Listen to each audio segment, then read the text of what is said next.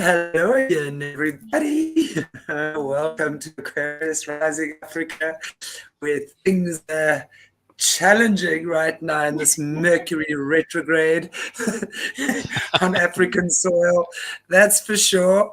I'm a little bit late, but my technology is not up to scratch at the moment. So, as I said yesterday in the shows, I'm probably going to be popping in and out because I hear you, then I don't.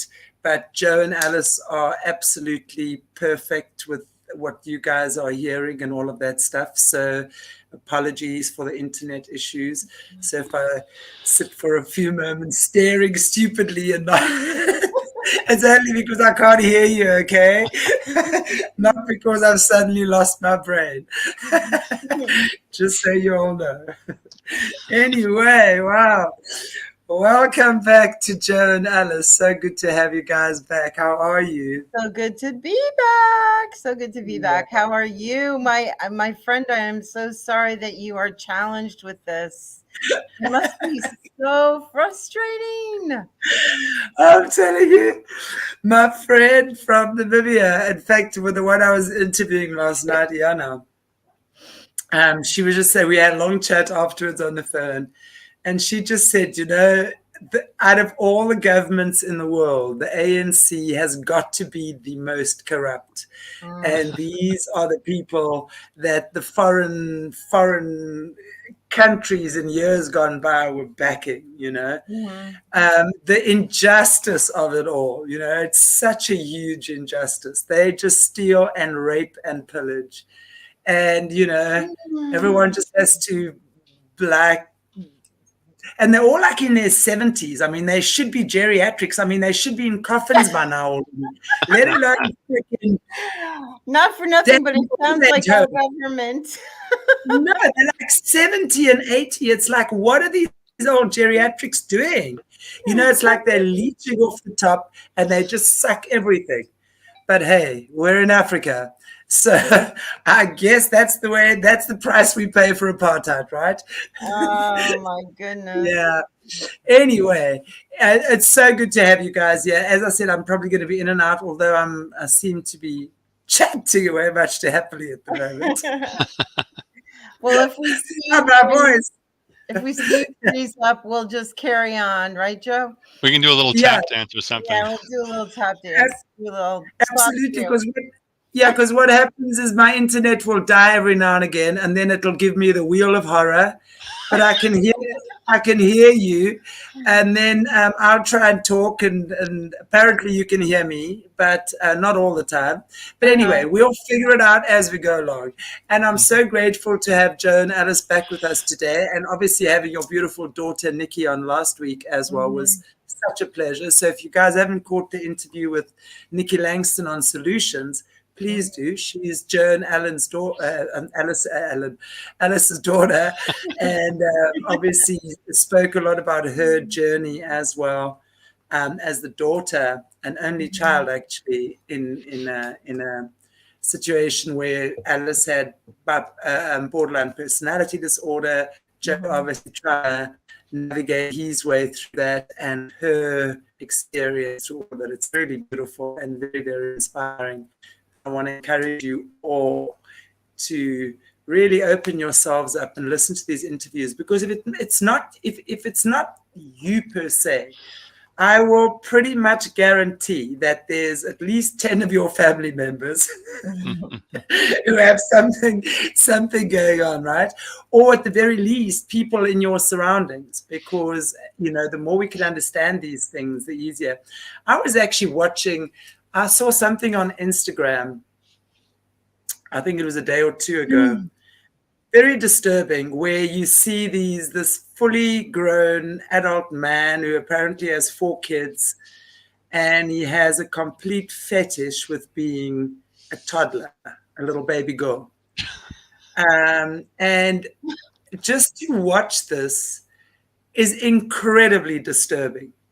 But by the same token, I also understand when I look at that man, he's completely SRA'd and he's completely MK Ultra'd. I mean, there is just not even a question in my mind that he is a product of the system. Right. And, to sort of really just bring a light and expose these fetishes and again normalize it, But also what I'm saying is, I mean, just the nasty comments from people, the horrible words that come out of people's mouths, like, cull him, he needs the electric chair, get his kids away from him, that sort of stuff, those types of comments. And I just, the comment I left was, it's very obvious to me, the man is SRA'd, he's completely MK Ultra, he's a product of the system, he's pushing a very nefarious agenda. Really what you should be doing is asking, who are the perpetrators? Who are the perpetrators of these types of situations? Now, no, that's not what you guys are experiencing. But for me, again, it's just on another type of a mental disorder that people don't understand. And even if he hasn't been MK Ultra'd, right? Even if he has got some fetish for being a little girl, something went horribly wrong, right? Something went horribly wrong. So instead of being mean asses, let's try and understand that this person probably needs kindness more than anything right now. Yeah, there's a lot of stigma. There's so much stigma, and thank God we don't have that going on. But it's just there's stigma towards mental illness no matter what, Chanti. It's something I've lived with for a long time, so I'm well aware of it. And people read about me on paper. Even the pharmacist last night, she didn't want to release my medication to me, and it's a long story. But she called and she got me on the phone. She got Joe on the phone first, and then she got me. And she's like, well, why are you taking this? And why are you taking that? And I'm like, you know what? And I just started crying on the phone. Like I felt so attacked. And she realized what she was doing, and she said, I'm really sorry. She said, it must be very difficult for you to get through the day like this. And I was like, yeah, you're not kidding. And she's like, why don't you come in tomorrow? I want to meet you personally. So she's a new pharmacist. And she couldn't understand my medication regimen because it's a little different than what she's normally used to. And so right away, she starts in with all this. And first, when she talked to you, Joe, she wanted to call my doctors, right? And she wanted to get their rationale behind why the doctors would order these things for me. And it's just, there's stigma everywhere I look, Yeah, over the years, we just happen to find the right cocktail, if you will, that works. Add this, subtract this, see what does positive or negative, and you finally found something that kind of works all together. But if somebody on the outside would look at it just objectively, they'd say that doesn't make sense. But every individual is different. You know what I've discovered is that, and I saw this with my mom's medication. I mean, she's not on a lot. She has blood pressure and a couple of vitamins and whatever. But I knew that something in her medication, that was my intuition speaking to me, was not, and that was giving her, causing a lot of issues in her body that no one could pick up, not even scans or anything. And I just prayed, I said, show me. And then I went, that gone, that there. But when I look at the energy of the medication, remember, everything is energy.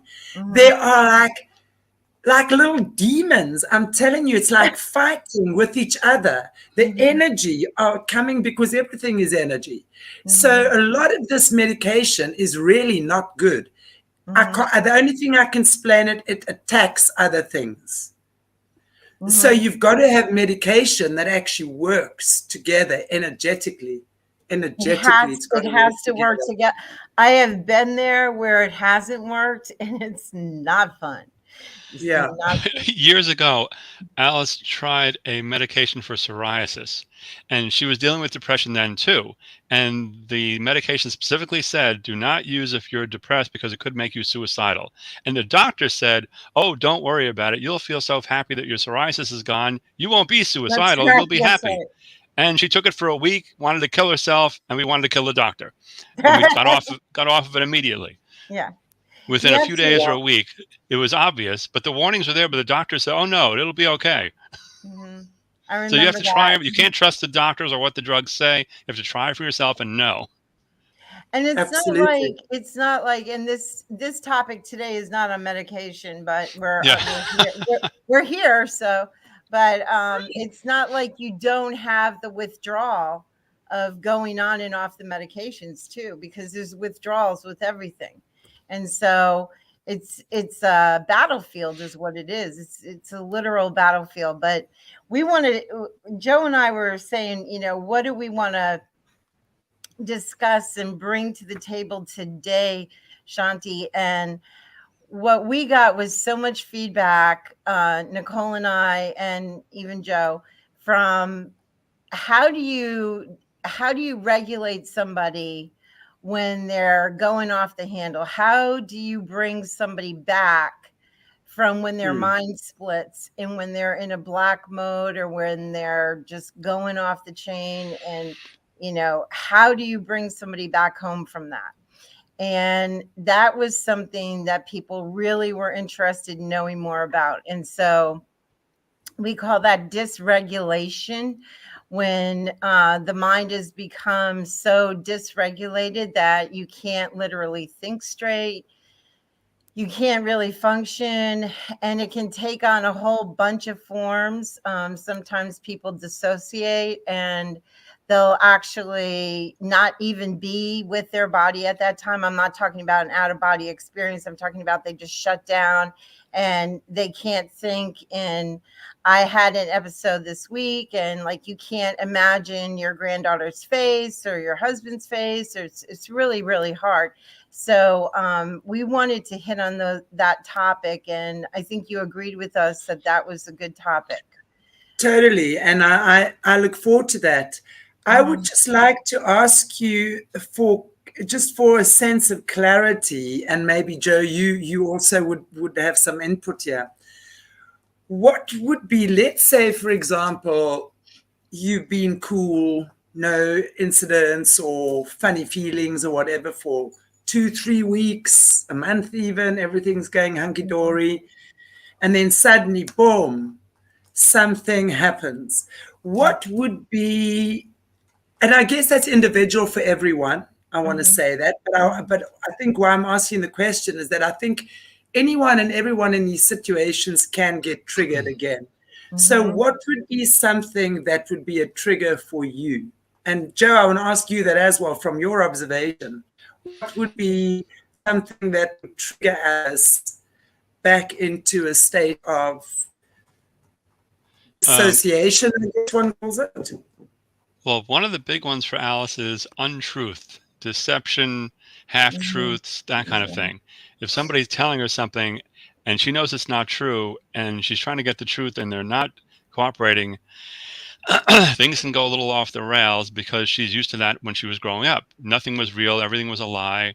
And that's a big trigger for her about being right back there, being lied to as a 2, 3, 4-year-old. So a lot of times that happens with family members. Somebody will say something. I don't know if I want to get into details, but that can happen. And there's some contention, and Alice can get very amped up. I can maybe get her off the phone if she's on the phone with someone, maybe. But I don't know where it puts her. I also can talk to that better than I can. I'm usually on the cleanup crew of trying to help out when that happens. But I mean, maybe Alice should explain what happens in those moments. But that's one of the type of triggers. Okay. Yeah. Alice, so what happens? How would you explain that? A trigger, like we had said in a previous show, I come from a trauma background. And just for those of you that this is your first time meeting Joe and I, we've been married for 37 years. And we're celebrating that July 5th. Yay. Or yay us that we got through it. And we're still continuing. We have one daughter, Nicole, who was on the show last week. And she is 33. She's married to Ross, and he's the pastor. at our local church. And we have one granddaughter, Desiree, who's 3, she'll be 3 May 31st. So that's our little family unit that we've been working with all these years. And I also have my bio family, which consists of my mother, who is, believe it or not, turning 95 May 11th, which is incredulous. And my brother, who was, both of us were assaulted and sexually assaulted by my father, our bio father, but he was specifically sexually abused by my father for many, many years. And my pedophile, and he's since deceased. But my brother is the one that took the brunt of that, where he was also very violent with us, with beatings and such like that. And there was a lot of lying and gaslighting and double life that went on. And so we grew up in that environment. And really what Joe's talking about when he says when you're on the phone is, unfortunately, the triangulation, which is where you have all 3 parties triangulating and, telling each other something, and this one's gossiping behind this one's back and doing this and that. And there's a lot of manipulation going on. So a lot of that still continues with my bio family.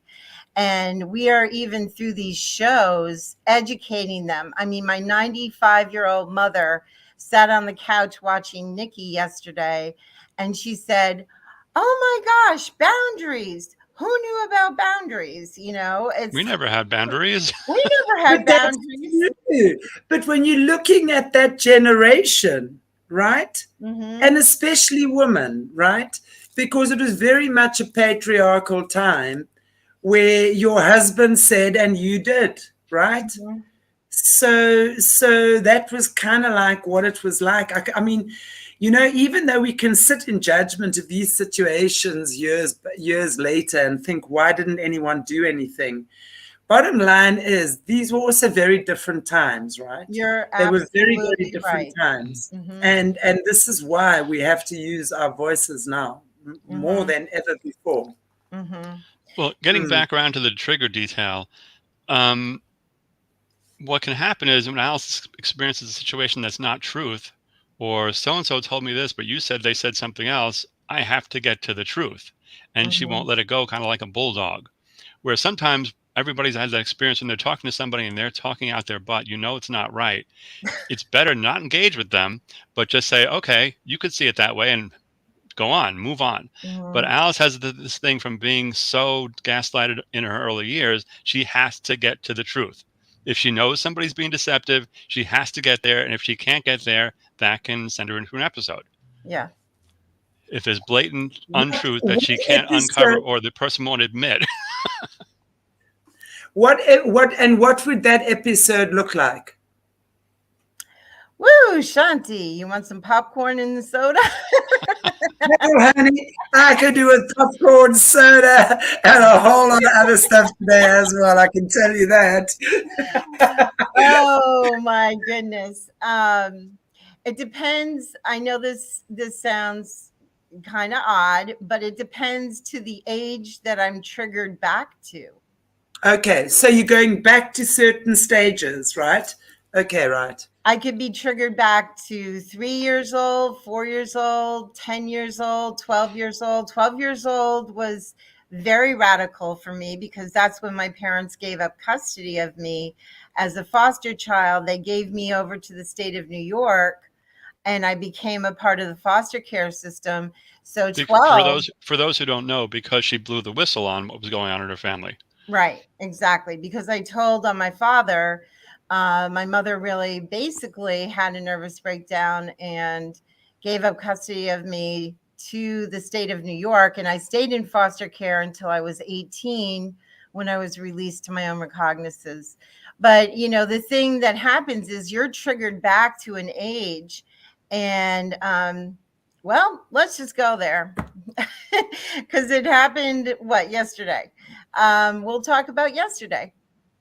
I would say I was triggered back to about 4 years old, 5 years old. And the incident did happen, actually between Joe and I. He triggered me, and I don't want to go into that part of it. But the thing that happened was, I'll even go into a fetal position. There's tons of crying and screaming and cursing, and But this is more an accountability thing, not the trigger we just talked about. yeah, I will acting out, but I'm just saying there's different triggers. And so she's asking me, what does the trigger feel like? So I feel as though I'm suffocating. I feel as though nobody understands me. I'm totally alone. Everything is like walls shut down. Everything shuts down around me. And I'm not able to communicate properly. I'm not able to find words properly. Just very dysregulated. My brain feels like it's off course. It's off the track. It's not right. I can't think straight. And so we were talking about some things that we do, because in the beginning, when Joe and I were first married and we were going through all this, he's a computer guy. So he's a computer software developer. So he's very logical and very analytical. And so he would come at me with logic and try to analyze what I was going through. And you can't analyze a toddler. You can't. So, Joe, do you want to speak to that a little bit, or? Well, so let me rewind a little bit. This was not because I was deceiving Alice. We got an issue of deception as one of Alice's triggers. That was not the issue. It was a different kind of issue. It was an issue that we've had many times where I'll speak, I believe, fact, and Alice has different reasons, and it's hard to get into the logic of this is what's happening. Why did you do this when this should be happening? And sometimes logic has no place because Alice will reach a tipping point and go into this mode where she'll shut down, et cetera, et cetera. So basically we just leave it, separate for a little bit, and I come back and work on her.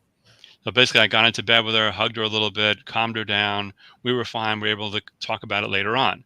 But that was not the trigger we were talking about earlier. That was a simple example, not. The other trigger, if it's from my biological family, I will really go dark. It's called splitting to go black, and then I will be out of it. I could be out of it for a day, 2 days, a week. You don't know when you're coming back. You can feel your brain splitting. You can feel that it's happening, that it's going from white to black. From all white thinking that things are good, things are fine, things are rational. And then all of a sudden it goes to black. Everything is horrible. I want to kill myself. I want to commit suicide. It's just really terrible. That is a dark, depressive, ugly, horrifying place to be. And I think that comes from the helplessness of a child in a situation that they have no recourse. But Alice kicks into child mode in these things rather than saying, oh, I'm an adult. I don't have to believe what's being said or done. I can hang up the phone. I can walk away. But somehow we were listening to another therapist online recently who said, one of the things you can do is talk to your inner child and say, your inner child, you're okay. I'm the adult. I'll handle it. It's going to be okay. Whereas a child, when you experience these type of things, you'd feel helpless. The abuse wouldn't end. There was no way out. And that's where Alice gets triggered too. Hiding, cocooning, hiding under the covers as a child would because there's no other recourse. So she's learning about, okay, I'm an adult and the child feelings come up, but I can handle it as an adult and know how to deal with it, walk away from it, and not have to confront everything and endure everything that's thrown at me. Right. Back when I was in my teens and my 20s, I was very self-destructive. And there's also, I would trash a room. I would trash people's things. I remember with one foster sister I had, which was the most horrible thing that stays with me forever. And Lori, if you're out there, forgive me. She had the only picture she had of her biological family, and she used to paste them up on the wall. And then she had a little, we didn't have much of anything because we were foster kids. We had nothing but the clothes on our back. And so literally she had found a transistor radio, and I went black on her in a fight one day. I guess I was about 12, 13 years old. And I took a scissor to her transistor radio and literally stabbed it to death. I broke the thing into a million shattered pieces.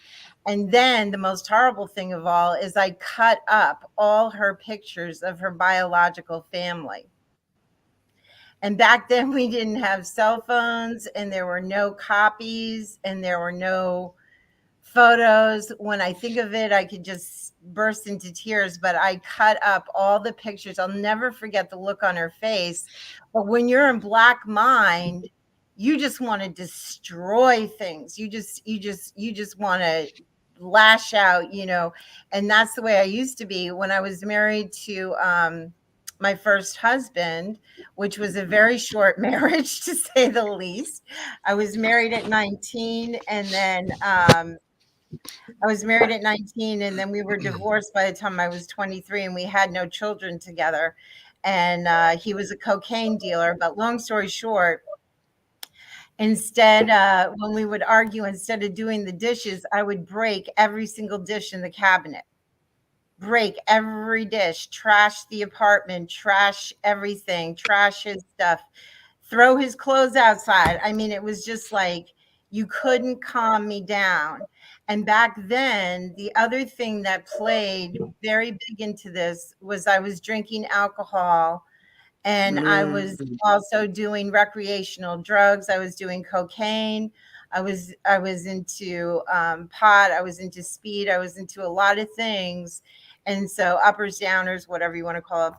And that really played off my psyche and my mental illness and made things 100 million times worse. They always say if you have mental illness to stay far, far away from alcohol and stay far, far away from recreational drugs.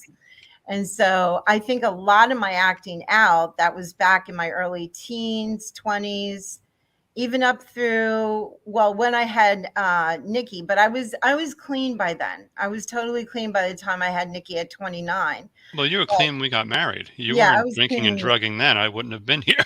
I know, but I was still drinking. We were still drinking. But I'm totally clean now. But we have been clean for ages and ages. But the thing is that really can heighten an episode and make everything 100 times worse. So it's nothing it's nothing to be proud of. Let me tell you, it's nothing to be proud of. And so let's speak to some things that you can do that work. Is anybody in the chat, Chantelle, or anybody asking any questions? Yeah, there's quite a few. I'm just looking here at some of the comments here. Thank you for my pharmacist taught me how to know my meds, which I think is very important. Marita, I was diagnosed with BPD 2 years ago and still trying to get my head around that and what it means for me. Thanks, Marita. It's incredible because I think, as you say, it's like what Marita is saying, and what also I think that what we really need to understand is the labels and the diagnosis and the label around that, and understand that there is a way through it, you know, whether it's with meds or whatever the case might be, there is something. And to have loving people in your space as a partner and family, it takes a lot of strength, a lot of courage, no doubt. But I can imagine that it must be very, very, very challenging. So, Joe, I want to say to you as well, you've obviously learned to diffuse some of these situations with Alice. Let me just ask first, at what point did you realize you needed to get involved on that level? You know, the level that you actually had to participate in the healing, not just be a bystander and actually engage. Oh, boy. Tough one, well, huh? when we got married, everything was just bliss and fine for a year or two, until the obsessive stuff started to rear its head. Alice told me some stuff about her history, and I thought nothing of it. Like, okay, that's in the past. We were good now. Then I started to see things happen, and things got worse. I didn't know what mental illness was. Back then, when we got married, 85, 86, what my experience with mental illness was watching One Flew Over the Cuckoo's Nest, that kind of thing. Yeah. So it wasn't reality for me. It wasn't a common thing. It wasn't like tools. Those are people locked up when you hear mental illness. It wasn't something that people in everyday life are experiencing to different degrees. So I thought when somebody reacted to me strangely, inappropriately, disrespectfully, it wasn't normal. It was something to be fought against, argued with, explained. Yeah. Like, why are you doing this? I just did this. Why are you reacting this way?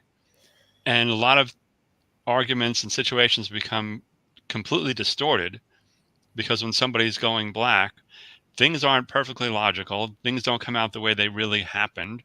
And I would think, I know this happened. I'm not crazy. What's going on? So it took years and years and years.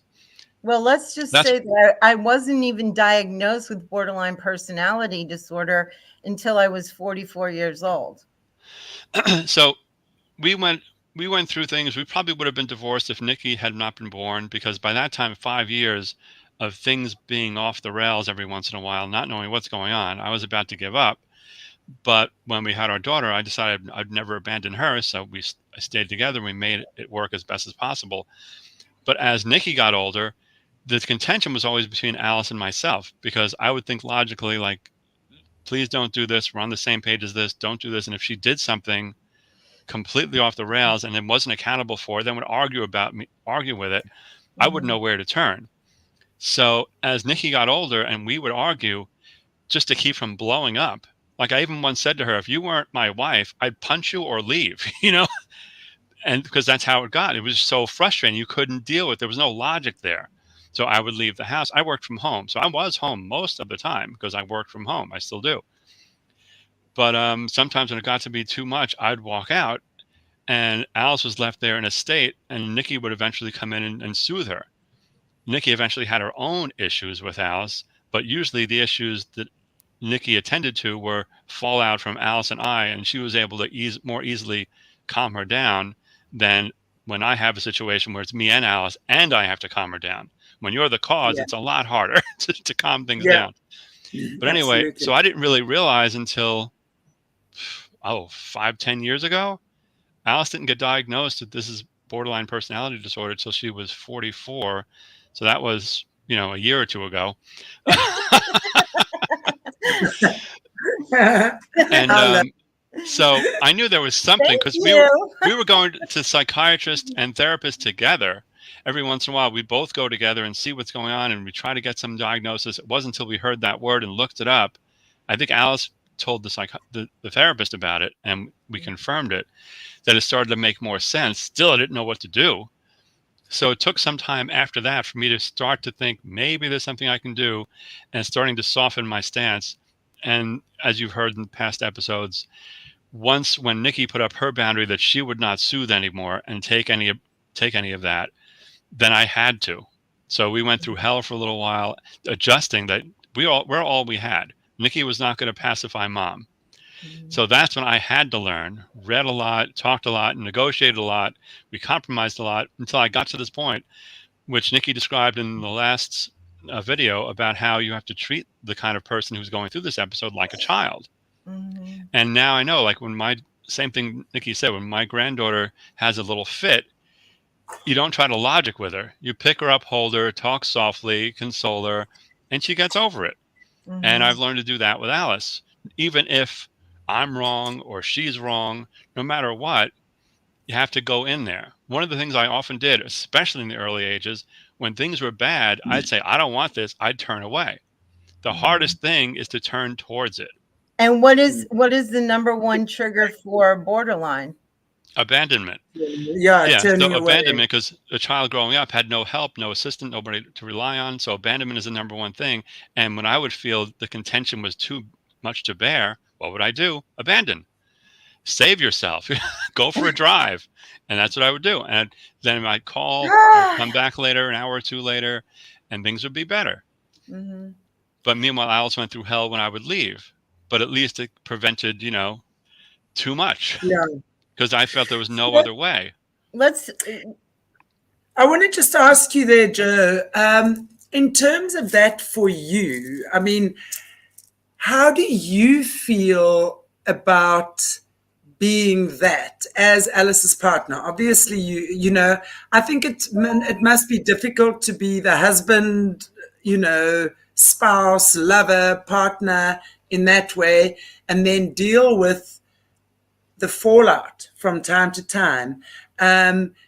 And then have to help put the pieces together, right? And then at the same time go back into husband mode. How is that for you? And I'm asking you that question with deliberate intention, because I think that's a very important one for partners to understand. Well, there was no full relationship for a long time for that very reason, because you can't do both. You can't be caretaker, soother, and lover, husband, provider, Yeah. everything, because it's just not right. You don't want this. But Yeah. as times evolved, we got to know how to keep that in a box when it happens, because obviously it's more and more rare every day as we speak. It hardly happens at all now. But 5 years ago, sure, every day was a little bit of hell, maybe. Just in the past 5 years, we've done the most work. And here we are And married, like Al said, 37 years soon. And that's come through love, dedication, commitment. This can never, ever, ever go right unless there's commitment from both parties. And people don't understand. Love isn't, we have sex and we do things together and that's good. No, love is commitment. Love equals commitment. If you can't love if you're not committed, because not everything is going to be rosy. They say till death do us part, and sometimes you have to die several times to get through it all and overcome. And that's what we've done. You have to die to yourself is the main thing, because yourself wants to say, I want better. I want this to be fine. I don't want contention in my life. You have to die to that to be committed to the love part to make things work. So that's where we've gotten now. And that's where our Christianity comes in, because, the example that we follow, we can take everything away. And the example we follow is Christ's example of dying for us. And we have to die to ourselves. It's that sacrifice. Yeah, that's the big word, sacrifice. A lot of people think when they reach a bump in the road, be it mental illness or anything else in marriage, they jump because it's so easy. This isn't working, so I leave. But once you have that baseline of commitment, be it just via word or by looking at Christ's example of sacrifice, that's just a bedrock. And you don't think of, I'm going to leave to make it easier on myself, because there's two other people affected, my daughter and my granddaughter, my wife and my daughter and other family. Right. So you have to think of everything, not just yourself. But that's the really hard part. I imagine most people with borderline spouses don't make it. Honestly, because you have to have the patience, commitment, dedication, a lot of patience. I would say, I would definitely say commitment being the key. Commitment, and I think, in many situations, like in your situation, you didn't know what you were getting yourself in for. You didn't exactly know you were marrying a partner who had borderline personality disorder, and that's what marriage is going to be about. I think if we understood that, all of us would run a mile, probably, right? Mm-hmm. But the thing is, it's like, I think commitment is the key. And I think, through that beautiful spiritual relationship we have with God, that would most certainly be probably the most important element that there is, right? And commitment. Mm-hmm. So then, as you say, that commitment equals love. So the commitment to not run, even though, or go for a drive or a walk or the pub or whatever, when she's having an episode, it would be there, and to hold her, to hug her. And that must be so healing for you as well, Joe, as a man, right? Mm-hmm. Yeah, that was the hardest thing, to learn, instead of going away, to go towards the fire. So I'm basically a fireman sometimes. When she's on fire, I'd want to toss her a bucket of water and run the other way. But instead, you have to embrace the fire to put it out. When you're hot, you're hot. No one can argue with that. Okay. So, yeah, and I think that's amazing because especially if you have come from a logical, analytical, nerd mindset. Okay. One of my partners also like, yeah, Quality is my favorite nerd. And now suddenly to be confronted with these overwhelming emotions. And I'm interested though, because this to me, this dynamic is always very interesting because I would have imagined that your childhood was probably very different to Alice's, right? Oh, yeah. My parents were together forever. My father just passed a few months ago. They were married the whole time. I was born 3 days and 9 months after my parents got married.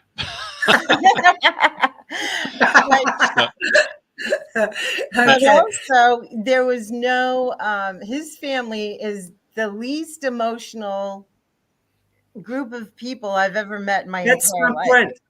I see God working in such mysterious ways, when we look at this spiritually. Because for me, it was like, if I can, as an observer, I would observe you as the partner to be completely under-emotional, so to speak, like a bit of an emotional desert. Everything is up here. As long as I can see it, feel it, touch it, hear it, hey, it's cool, right? But then, and then your wife, the opposite of you would have this absolute tsunami of emotions coming at you. So if anything was going to break down your walls, it was going to be that, right? So this is where I say God really works in mysterious ways. So it's not just healing for one, it's healing for all.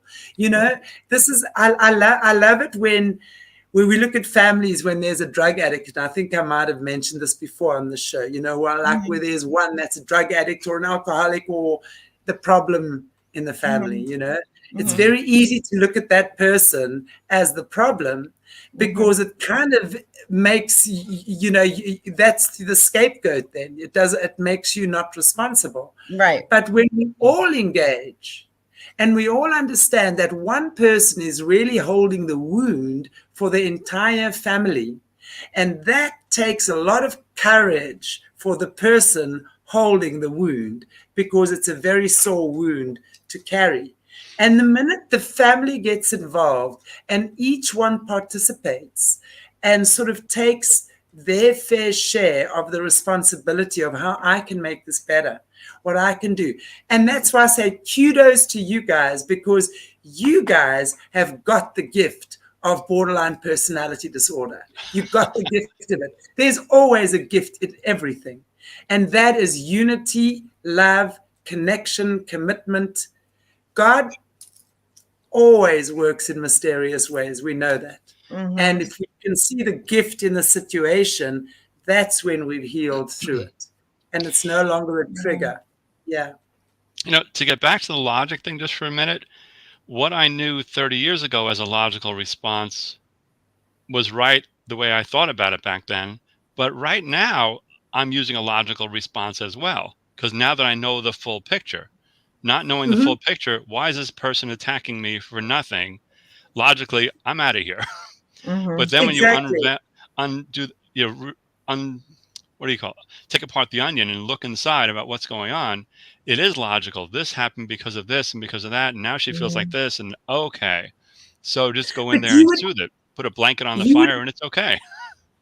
You would have never known that unless you opened up emotionally to understand and talk and go to therapy with her and understand her pain. That because really pain is trapped emotion. So part of the unemotional part is pride, because pride says, I don't deserve this. And that's as deep as you think. But to let go of the pride and have humility is to think of the other person and like, where is this coming from? Why is this? There must be some reason. Because unless there's some serious mental disorder, people are logical. And Alice acts in a logical way for where the ingredients that were put into her life. Yeah. Well, Let's talk about, because he did learn technique. He did learn technique, and that took a long time. It took a long time. But let's talk about some of those techniques, Joe, because if we could, Chantelle, because I think people need to know where to yeah. go when all hell is breaking loose. So one of the first things is the way that you approach the person. And I've worked with many people with mental illness because I was also a co-teacher for the classes for the National Alliance for Mentally Ill, which is called NAMI. So I would work with the classes, and somebody in the middle of the class would start having a panic attack or a borderline episode, or something would start to happen, and we would have to de-escalate them. So the first thing you do is, number one, you make direct eye contact. And as much as if you know the person, you take their face in your hands if you can get them to look at you almost like a child. And you say, it's called feel, felt, found. I know exactly how you feel. I have felt the same way before, where I feel like everything is just hitting all at once. But what I found is if we take some deep breaths, we can de-escalate you and get you down from this. Do you want to do that with me? So feel, felt, found is one of the things that, you know, Joe will say to me, I know how you're feeling right now. I don't know what you're going through, but I know you must be feeling out of control. And I felt out of control before, but what I found is blah, blah, blah. So, and then the next reason, the next way to follow up with that is there any reason why? Because if you ask if there's any reason why, they can say, no, there's no reason why, because they want to say a negative. A borderline that is Black wants to say no to you. So you say, is there any reason why we can't work through this together? No, there's no reason why. You see what I'm saying? You're taking away the defense from that person. So the next thing you ask is, what do you need now? What can I do for you? For me, you can either take ice cubes and hold them in your hands, and the ice actually changes the body temperature and will cause you, to change your temperature and your mood.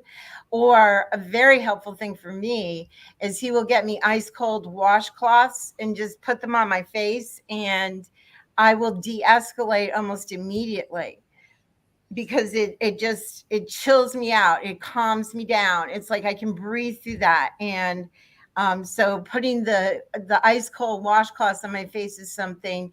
You don't take gulps of water, you take little tiny sips. And sometimes I'm so out of it that he has to hold the water bottle and actually give me little tiny sips away. Come on, drink, drink, drink. Come on, take a sip.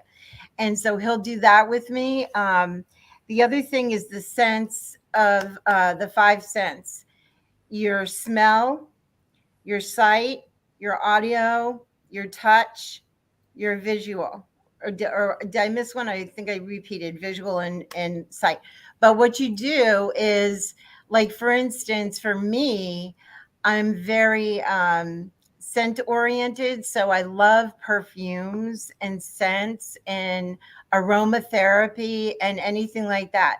So I will literally spray myself with perfume, and that will calm me down. Looking at something visual, tasting something, a hard candy or some kind of taste that maybe you remember your grandfather used to give you lifesavers when you were a kid. So you always like the lifesavers. So you take a lifesaver. So these are different techniques, and you should have a backpack filled with items for the person, that if they start to escalate and go into a situation, it could be a little stuffed animal. It could be a piece of material that you just want to knead in between your fingers and just feel the fluffiness or the smoothness, a piece of velvet or something like that. There's so many different tactile things that you can do. Visual things could be pictures of family. Is any of this making sense? Totally. Makes perfect sense. Everything that calms you down, everything that has a good memory, everything that touch I'm sensing is a big one. I think touch is so important. Eye contact, that loving eye contact that you have. I think because when you're so split off, that must be a very safe thing to see. When when your partner holds you and looks at you in the eye and says it's okay. Just to help focus the attention. Help to focus the attention. And what's really, even if it gets really, really bad, sometimes I'll be shaking all over and he'll just lay on top of me and literally like spread himself out and lay on top of me, like just to get my body to calm down. Yeah. Do you know what I'm saying? Obviously, you can't do that with somebody you don't know. But I'm just saying, well, you could, but you might be looked at a little strange. But I'm just saying, I'm just saying that's one of the things that I really feel is like when he does that, I feel like, I can finally breathe now. I'm safe. Okay, I'm secure. We talked about we slow dance in the kitchen.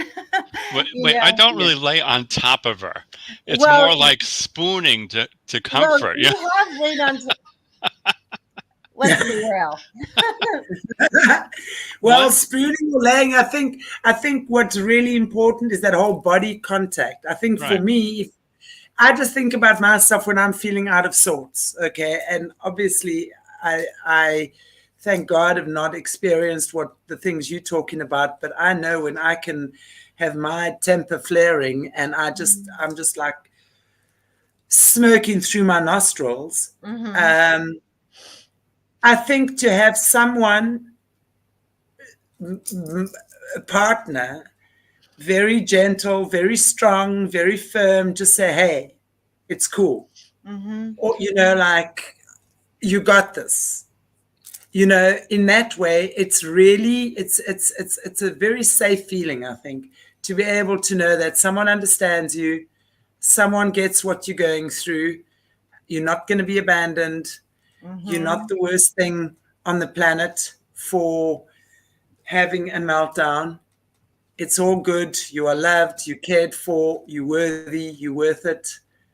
All of these things, I think, then that starts reminding us of the good things, that we are loved, we are important, we do have a purpose. Because I think before that, especially coming from the space that you've come, it's very difficult to imagine that you are worth anything, right?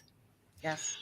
Another important thing we didn't say, we forgot to mention, is to affirm the person.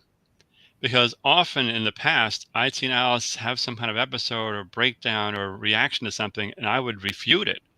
Like, why are you feeling that way? This is a good thing. Or what do you mean? It's not so bad.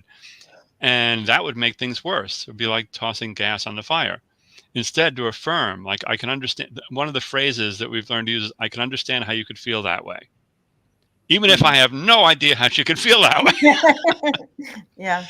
Just to have someone think they understand, to feel that there's somebody on my side to understand what's going on. Sometimes I have no clue why a reaction is happening.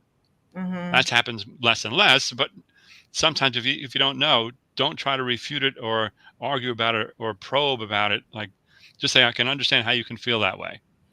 Let's talk about danger zones. There's danger zones that happen during a episode. You can literally start self-harming. You can punch yourself in the face. You can hit yourself, bang your head against the wall. Trigger warning, for these things. You can cut. There's many things you can do. The thing I want people to realize is, why do people self-harm? And it's very hard to describe it, but, and this is going to sound really disgusting, but when that blood flows, when you get to that deep pain physically, you feel alive. It's almost like all the endorphins rush to that particular area. Absolutely. It takes away that numbness, that feeling, the pain. Yes. It's almost like cutting, right? It's almost like,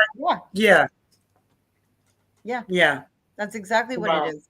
And so when a person is cutting, when a person is punching themselves, when a person is hitting themselves, you're never going to understand that. Now, that is a danger zone. That is where, if medical intervention is needed, you might have to go into the hospital situation. Now, there was one situation where Joe, well, a couple of times Joe did call in the paramedics. And one time I had 5 police officers standing in the room with me, and I was in my pajamas, and I was in the middle of a episode, and they made me get up and go to the closet and change in front of them. There were 4 men and 1 woman.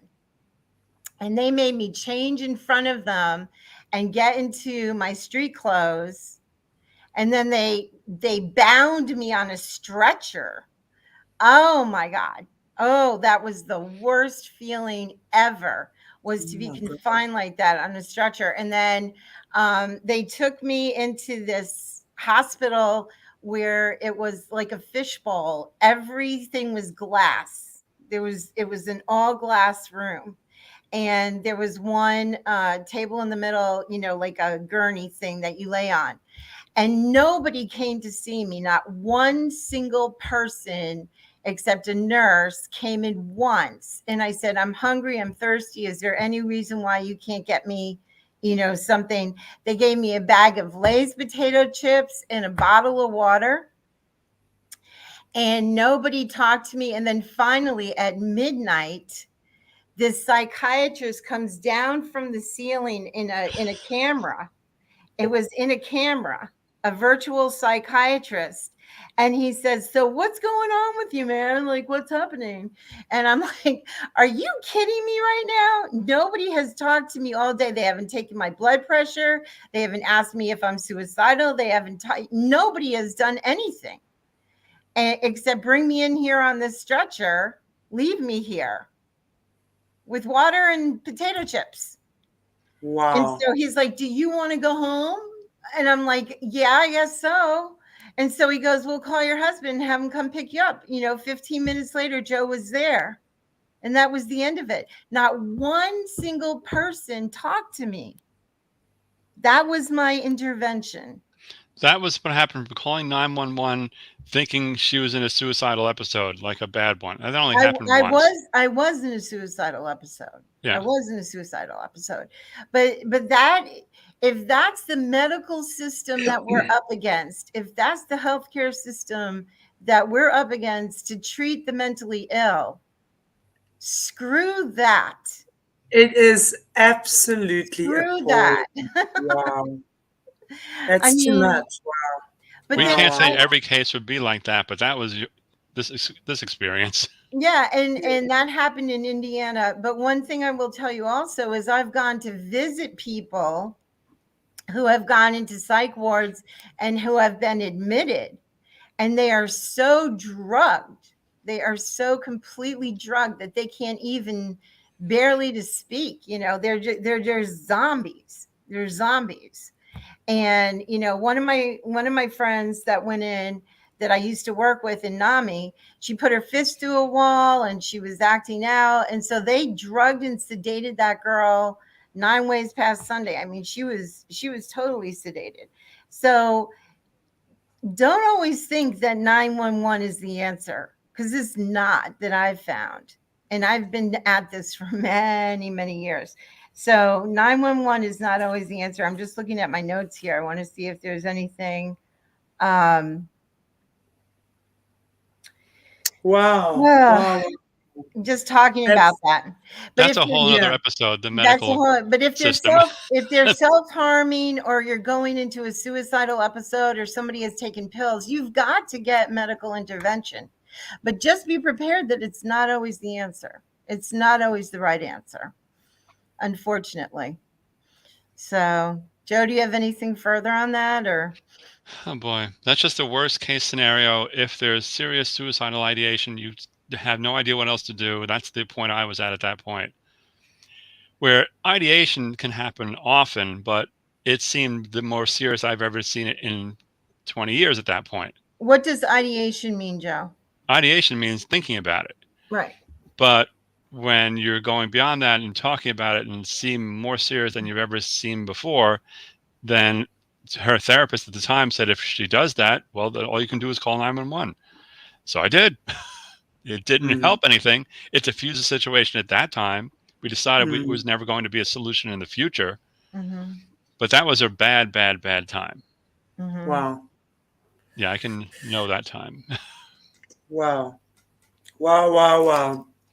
Well, unless our time is pretty much coming to the end, but I'm not sure for this week anyway.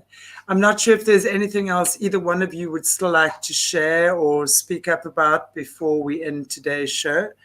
I definitely know there are a myriad of topics we could be broaching on this, and I look forward to doing that definitely as we go along in the future, because I honestly think that this is such an important this stuff is so important to talk about. One thing we forgot to say, Shanti, was if there's kids around when this is happening, if there's children around, that's a whole other little thing. Ones, if you can find a support network of people that the spouse that isn't triggered, the spouse that is normalized, can call Aunt Susie or mom or somebody and say, can you come get the kids right now?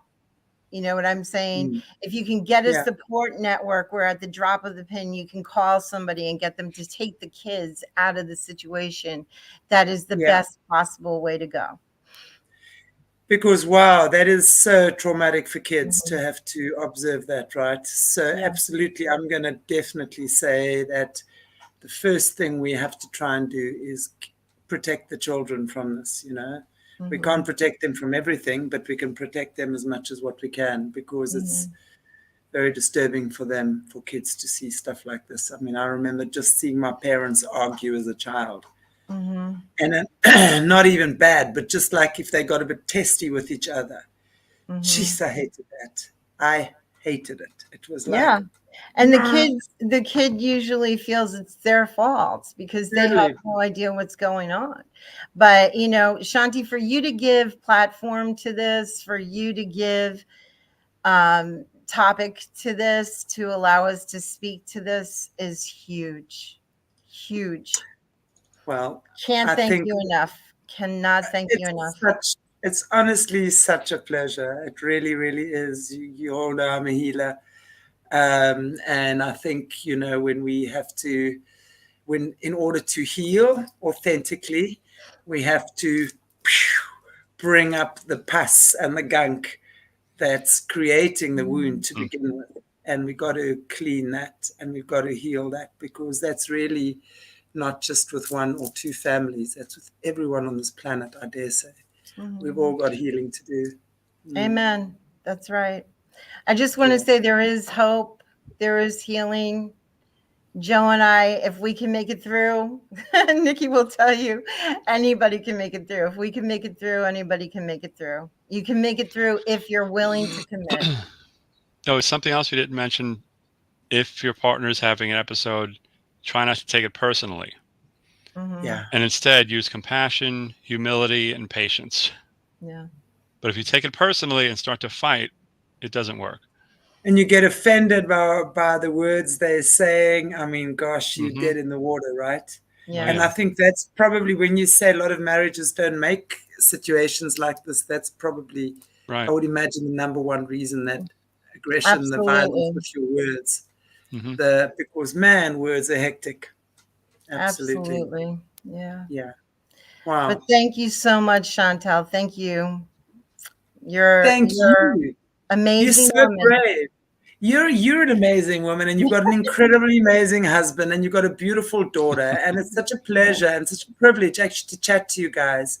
Thanks. You know, I know it's not easy bringing out these very personal things to everyone out there, because it can't be easy discussing these parts of your life, but it's what makes you brave. It's what makes you beautiful. It's what makes you. You'd swear at the as well. I didn't. I swear it's tea. No, I'm just saying it's really beautiful, to see you guys come out and share. And honestly, you're brave. It's incredible, and it's very, very healing. It's very, very healing. And the more we talk about it, the better it's going to be for all of us. So, were there any questions in the chat that I'm just looking? Just lots of people saying thank you, but you must look at the top. Go on the top right side of your computer. Press on comments there. You're going to see all the chats there. It's just lots of people saying thank you, thank you, thank you. And I wanted to say as well, someone was saying about you're a beautiful couple. I wanted to put that one up. I can't see where it is now. But anyway, there's Brianna. Hello, Brianna. Yeah, Brianna. Okay. Yeah, lovely, guys. And thanks so much for participating with the comments in the chat as well. Marita, that's really, really cool. Nice to know that you guys are identifying and actually benefiting and really benefiting from Alison, Joe, and Nikki's story. Yeah, that's amazing. God bless you, bro. Thank you so much. You. And we'll see you soon, Shanti. God bless. In 2 weeks' time again, we're going to be having Alice, or at least Alice, or Alice and Joe, and Alice and whoever. Joe and Alice. I think we'll do the Joe and Alice show. And we'll have you guys back talking and sharing more. And you guys, Alice's details and Joe's details, I would imagine they both are going to be in the not comment section, but in the description section below. Beautiful. If you guys want to reach out, chat, just share. Anytime. That's why we're doing this. And Morné, I think I sent you Joe's email. Yeah. That's very, very cool. So thank you for sharing and caring and just being as kind as what you are. Okay, guys. God bless you all out there. And I want to just say to you, hopefully, I was surprised my internet is running pretty smoothly today. Yeah, we can thank the load shedding gods. Totally. It's just amazing. Wow. Anyway. Thanks, guys. Please like, share, subscribe. These are very important topics to be shared and shared and shared again. So take good care. Have a beautiful week. We will see you tomorrow. We've got a double dose Jessie show. Oh, good. Yeah, we at 1:30, which is GMT +2, and I think that's Eastern time. Okay, great. I don't know what time it is, like 7. I don't know. And then 3 o'clock on the backup show, and then we've got Bryce in the evening again as well with the Sophia code. Busy lady. Yeah, it's lots of fun. Okay, guys, take good care. Okay, Bye-bye. Bye-bye. Cheers.